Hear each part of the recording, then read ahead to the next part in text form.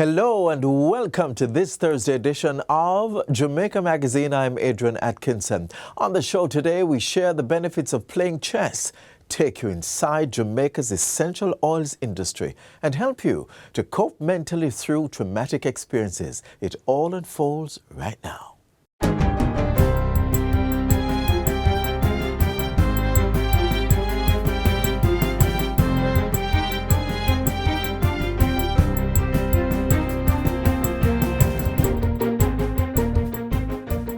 Good day, I'm Theodore Henry, and this is your JIS News for Thursday, December 14, 2023. The House of Representatives has commenced debate on amendments to the Domestic Violence Act. This comes after a review of the legislation by a Joint Select Committee of Parliament, which recommended a comprehensive review of the Act to update it to current realities in the Jamaican society. Minister of Culture, Gender, Entertainment and Sport Olivia Grange says Clause 2, which amends Section 3 of the Act, provides information on the persons who can make an application for a protection order under the legislation. Where violence is used or threatened against a child or dependent, application can be made by a person with whom the child or dependent normally resides or resides on a regular basis, parent or guardian of the child or dependent, a dependent not mentally disabled. Additionally, a constable, a person approved by the minister responsible for social work, and the children's advocate can also make an order on behalf of a child. Another amendment outlines provisions to prohibit certain actions that may affect the victims of domestic violence. As we seek to balance the hands of justice and tighten possible means of violence against the vulnerable, Section 4, subsection 1b, will now direct the respondent to return property jointly or separately owned by the prescribed person that the respondent has in his or her possession or control, and hand over to the police any gun or other prohibited weapon in the respondent's possession or control. The bill has also been amended to provide for increased penalties. The fine for breaching a protective order has increased from $10,000 to $1 million, or a sentence of up to 1 year in prison. The Energy Ministry has provided over 10,000 solar lights to persons living in the corporate area as part of a pilot program to supply solar lamps to households without access to electricity. Portfolio Minister Darrell Vaz says the project emerged from a government request following a fire that caused tremendous damage and loss of life suffered by people without power and heavily reliant on alternatives such as candles and kerosene lamps. It is a small token, but I think that it's a useful token, especially in Christmas. And I'm hoping that these 10,000 solar lights will reduce the risk of damage to property by fire and lives. Minister Vaz was speaking at a recent handover ceremony at his ministry's Maxfield Avenue offices in Kingston. Members of Parliament have been charged with overseeing the dissemination of the lights to their constituents. Deep rural areas are receiving 200 lamps each, while MPs in mixed areas will receive 160 lamps each, and those in the corporate area are getting 100 each. Minister Vaz is inviting MPs to offer comments within the next month to determine whether the government should provide more lamps to maintain the program. Commuters can expect changes to several Jamaica Urban Transit Company JUTC-operated routes in the new year. Transport Minister Darrell Vaz tells JIS News that the changes are intended to meet the anticipated increase in demand for service, resulting from the temporary reduction in bus fares that takes effect in January 2024. The minister says a big influx of additional passengers is expected, and this demands planning to ensure buses can ply the routes in a much more timely manner. He says announcements will be made later about the specific route changes and designated lanes for public passenger transport. Effective January 1, 2024, there will be a reduction in the regular JUTC fare from $100 to $70. The fare for children will also be reduced from $30 to $25 and for pensioners from $40 to $30. A second wave of reductions takes effect on April 1, 2024. Adult fares will be further reduced to $50, while children will begin paying $20 and pensioners $25.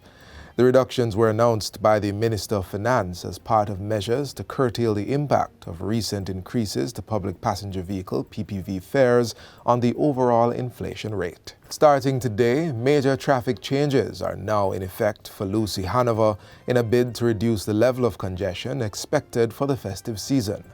According to the National Works Agency, congestion has been a growing problem in Lucy, and as the town develops, the situation has only become worse. As a result, the agency, in consultation with various stakeholders, has decided to permanently convert Willie Delisa Drive from a one-way traffic system to now accommodate 2 lanes of traffic traveling in either direction. Community Relations Officer for the NWA's Western Region, Janelle Ricketts, says motorists traveling from the direction of Montego Bay towards Negril will be allowed to turn right onto Willie Delisa Drive. Those traveling from the Negril direction towards the town of Lucy must keep left. Other measures to reduce traffic in the town center includes providing additional turning lanes in the vicinity of Main Street and Willie Delisa Boulevard and Church Street and its intersection with Willie Delisa Drive. Additionally, 3 roadways in and around the town are being repaired to provide ease of movement. These are Main Street, Malcolm Heights, and Millers Drive.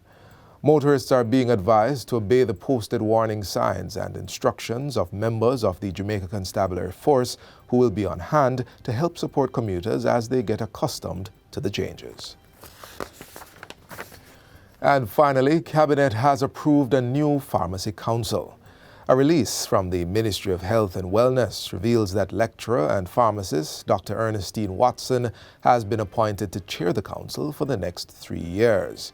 The other members are pharmacist and production manager Hugh Roy Thomas, senior lecturer Dr. Lisa Bromfield, lecturer Dr. Michelle Russell, pharmacist and managing director Dr. Tyrone Smith, business owner Dr. Diane Newman McKenzie, pharmacists Rohan McNally, and attorneys at law Janique Forbes and Donna Brown. The functions of the council include the registration of pharmacists, pharmaceutical students, pharmacies, and the owners of pharmacies. It is also responsible for regulating the training of pharmaceutical students and registering persons as authorized sellers of poisons. The council will also ensure the maintenance of proper standards of conduct by persons registered under the relevant law and ensure compliance with the requirements of the law. And that's it for JIS News today. I'm Theodore Henry. Thanks for watching.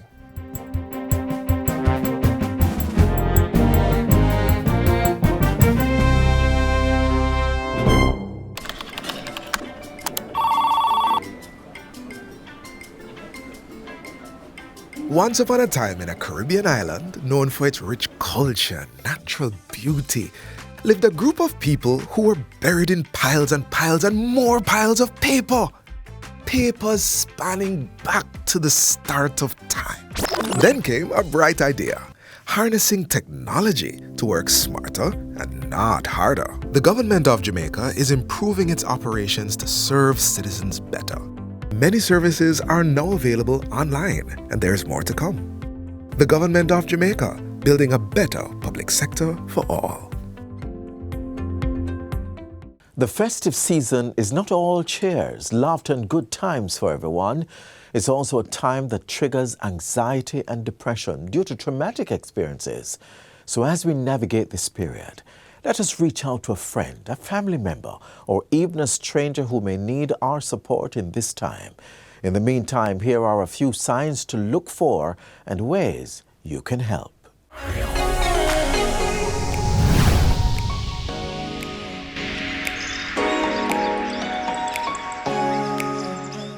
Welcome to Get the Facts, the program that provides you with information on government's policies and initiatives. I'm your host, Enthros Campbell. Now, today we'll be talking with consultant psychiatrist Dr. Jeffrey Walcott on how to cope with the loss of a loved one, especially at this time of the year. Dr. Walcott, welcome to the program. Thank you for having me. First, explain the impact of the death of a loved one. Well, you see, most persons experience loss differently, Yes. but there are commonalities. But I think one of the most important things for us to recognize is that dealing with grief is a normal human experience. It's something that we have to go through. It's inevitable, and it's not a pathology. In saying that, however, we recognize that it is painful and can be immensely painful for persons who are experiencing, depending on how close they are to the person that they have lost. And so there's been a sort of framework that has been developed to identify the emotional states that persons go through. Dr. Elizabeth Kubler-Ross had developed a pattern of grief that we see. And initially what you see early in the loss is the business of denial. Persons end up in shock because you can't process it at the immediate impact of the event. And then persons go through feelings of anger, you go through stages of bargaining, and then eventually you then start to have the feelings of depression and finally acceptance. And those steps are not clear or linear. In other words, people can go through various stages at various times, and there's no time limit. So each person is different, but what you require during those stages remains somewhat similar. People need information, they need connection, they need support, emotional support, and at the end, they need guidance and some amount of direction as to how to get their lives to move on while incorporating the loss that they've gone through. Yes. What kind of information you're talking about When you here? talk about persons having to deal with the shock, it's important for you to engage with them and to actually help them to process the events of what's been happening. You think of a sudden loss, for example, COVID-19, immediately persons start to question what's happened in the hospital, what happened with the person, what's going on. And it's important for you, even though the questions may seem difficult or intrusive, it's important to take the time and follow through and answer the questions of the persons that are grieving, because it allows them to move beyond the stage of shock and denial that they're going through. And we have to spend time talking to people. I think that's the most critical thing. That's important, yes. So would the impact be different depending on the age of the person? It does, and depending on the experience. Persons who have dealt with loss before tend to be more resilient. Resiliency is a trait, not a character trait, but it's a learned process that we develop over time. The more difficulties we go through, the more adversities, the stronger we are at dealing with future events. And so persons will vary based on experience, based on age, based on stage of development and psychological strengths. So it tends to be different with each person, but some of the commonalities are they all need support. They all need a shoulder or a listening ear, and we all need a supportive community around us when we go through these. So it's not true that children would deal with it better than probably an older person, not a middle-aged person, but a much older person. Not necessarily. I mean, the issue with children is that their processing of it might be different because they may not understand or be able to conceptualize the issues as they are for an adult. But it still has lasting effects, and in some cases, the effects that you see in children could be far worse because it can then manifest itself in the later years. And so it's important for us, while we recognize it, to not exclude or to dismiss the experience that anyone is going through when it comes to dealing with pain and suffering. Right. Talk to us about some of what we should look out for, the signs that we would see, and the kind of behavior in persons who are going through this kind of grief. I think one of the important hallmarks or triggers for the intervention process is withdrawal. Persons who are going through any form of psychological pain or suffering will have a normal tendency to withdraw, and that's the wrong and counterproductive thing to do, because at this stage is when you actually need to have the support of persons around you, not necessarily to discuss what's happened, but just to be there, just to be in a safe space with persons that are supportive, that are sharing in the grief. Okay, so what other signs can we look with? So there's withdrawal. Are there any kind of other signs? And I think what a delineation is to identify when clinical or significant impairment has occurred where we'll need professional help. And I think that's where you alluded to. But the issue is once you have changes in your sleep patterns, your appetite, physiological changes. In other words, you're being impaired now first physically and then psychologically, not able to perform at work, not able to do your normal daily routine. And then that may be a need for some level of professional intervention. But it's important to understand, because most people view psychiatric care or psychological care as an intrusion or as somewhat of a forced entity, but it's really not. We're here to help and to provide support as much as you need. At what point should two persons actually go get help, professional help? Well, there's a short answer to that. And the short answer is, if they feel the need or if the family has a concern, you should seek help. Because if it's not needed, we will just guide you along that process. But if it is needed, it's better to err on the side of caution. How long, though, should person be grieving for? There is absolutely no way of telling that. But in essence, the process should not be impacting your functionality for greater than probably a 2 or 3 week period.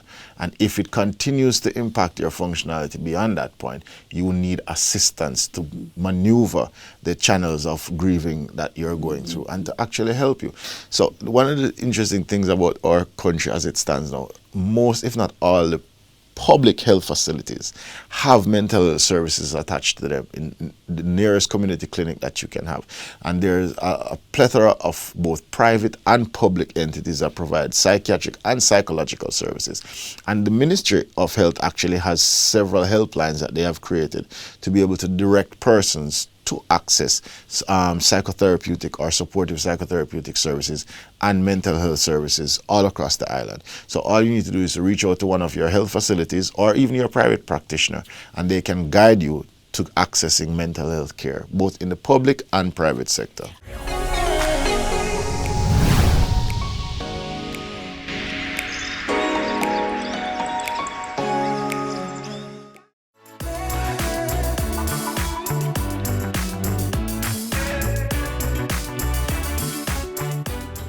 Let's go over to the Jamaica Business Development Corporation and check out their essential oil incubator. This global booming business is projected to earn over $15 billion in the next 4 years. Let's see how Jamaica is tapping into this market.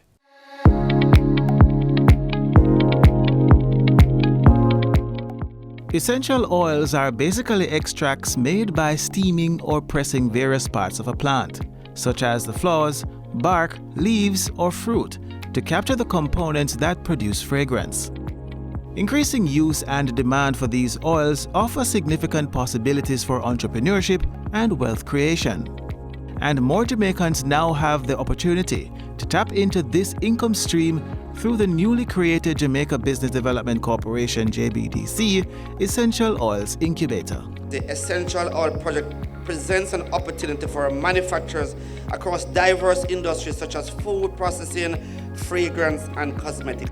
The global essential oils market is growing steadily, and according to Markets and Markets Research, it is projected to earn $15.3 billion in 2027, up from its current market size of $8.8 billion. To secure a slice of this pie, planning and implementation for the JBDC's Essential Oils Incubator project began in 2021. It followed a review by the Public Investment Management Secretariat (PIMSEC) and approval by the Cabinet. The project seeks to stimulate more local entrepreneurship development and support for rural and vulnerable communities, import substitution, and promotion of export. So we actually got 15 million as seed money to set up the incubator. And that for us was a major achievement.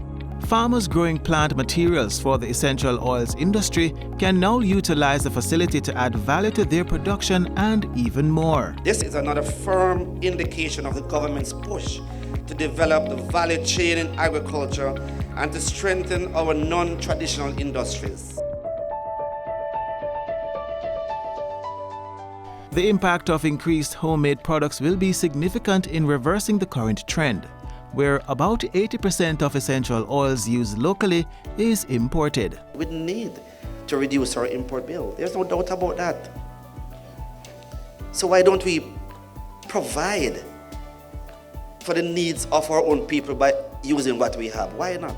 The model being promoted entails One, a facility that provides incubator space for use by clients who will process their own raw materials, stimulating entrepreneurship within and in their surrounding communities. Two, capacity building to be targeted to our processors. This group will benefit from trainings in product development, good manufacturing practices, supply chain management, and business development skills. The JBDC Essential Oils Incubator is a 2,400 square foot facility. It is equipped with amenities for washing, chopping and sizing raw materials, as well as steam distillation units of varying capacities. It also boasts a manual and an electrical 20-liter hydraulic press for mechanical extraction. This is useful for persons doing cold press oil. There is also a peristaltic filler and a small laboratory equipped to do some of the standard tests required on essential oils that will be produced in the space. And when we say from concept to market, which is our byline, it means that the whole value chain have opportunities, and we want the oil to work, to get all the wheels turning, so that we really have full benefit at the end of the day. Projections are that 4,500 people will be impacted by the end of the 4-year cycle of this particular project.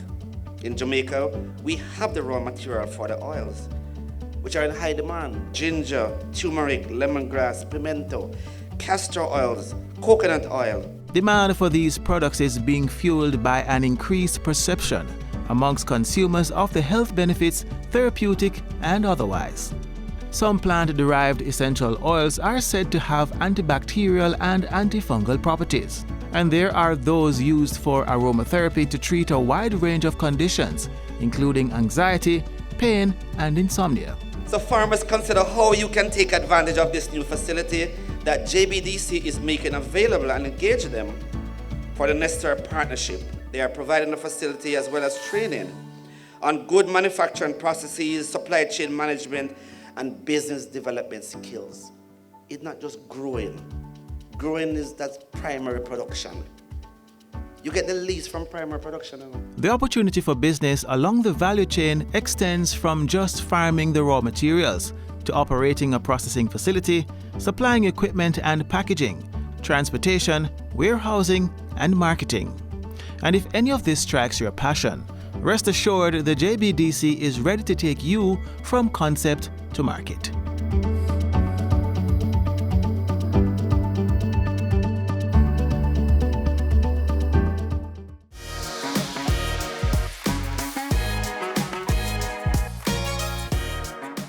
This game has several benefits. It helps with your reasoning ability, develop your strategic thinking, patience and discipline, among others. I'm talking about the game of chess. Let's play.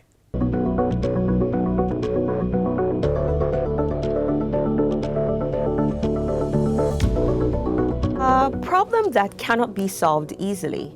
It will take more thoughtful strategic planning than just a simple 1, 2, 3 step solution. This is because chess players must consider a wide range of options before planning their next move. A process champions Aaron and Ariel have mastered. There are so many benefits of chess. Chess helps with your mathematical skills. Chess helps with your reasonability. Chess helps with strategic thinking. Some people don't understand. Chess also helps with your patience level. You have to be patient to play the game of chess. Chess helps with the discipline, going through it. So the discipline of, sticking to it, getting a task done and completing a task and things like that. So when I learned of all the benefits of chess, and how it helps overall in terms of the development of a person, I said, my children will have to play chess. I started teaching my daughter when she was 3 years of age. I thought, well, if there's any time to start them, 3 should be good enough, So she started at 3 and she continued to play to date, and she's still playing now, now 16 years of age. When you're living in the same house as your coach, it's kind of difficult because you can't get into practice late because you're in the same house where practice is. Everything has to be very on time. You do badly at a tournament and you come home and you're still hearing about the tournament because your coach is with you, but you do well and you come home and you still get the congratulations and everything. I feel like I'm a more analytical person. I'm very observant. A lot of things I look deeper into than other people would. A lot of people are like, Ariel, how did you notice that? I'm like, well, it's there. But I realize a lot of people don't observe it like I do. I wouldn't say I'm an amazing math student, but I definitely would have been a worse math student if it hadn't been for chess. You learn to listen and you take your time with the problems and you kind of work through them. My son, he saw her playing when he came on the scene, you know, when he was almost 2 years of age. And he said he wanted to play chess as well. I'm like, huh? So he came along and he said he wanted to play. So I said, all right, let me try him out to see how would he respond. So I started teaching him, he started making a move. By the time he was 3+, he was now checkmated. That's historic. They don't get them at that young age to start checkmated. You get what I'm saying? Hello, my name is Erin McCoy. I'm 11 years old and I started playing chess at the age of 2. Chess helps you to think critically, also helps you with your math, which will be very useful later on in life. So chess is actually very good for education as well. Helps you focus.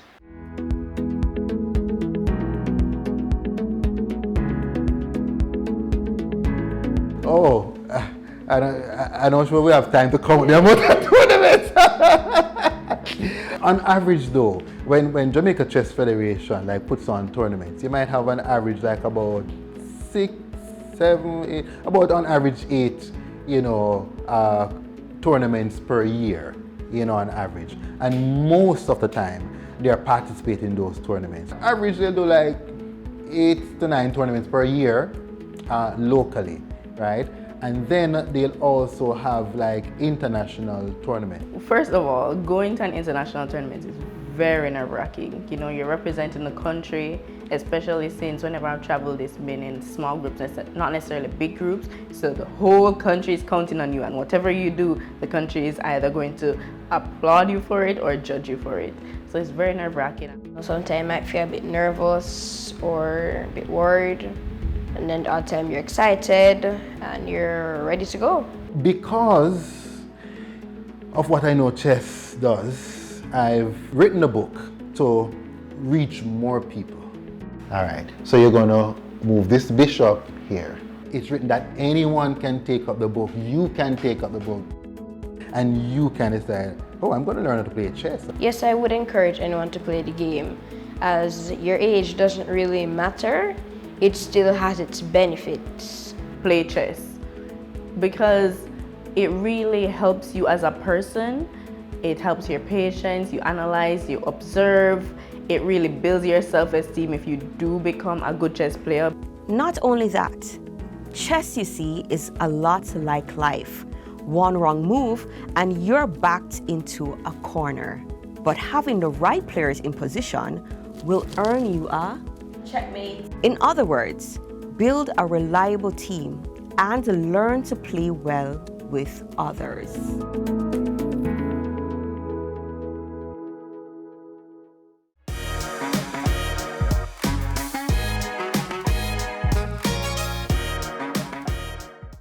This is all the time we have for today. Be sure to join us again tomorrow when we will bring you another informative program. In the meantime, stay connected via our website, jis.gov.jm. And while you're online, send your feedback to Jamaica Magazine at jis.gov.jm or via tweet at JIS News. You may also find us on all the major social media platforms and through our mobile app that's Android and iOS compatible. On behalf of the entire production team, I'm Adrian Atkinson. Do take care.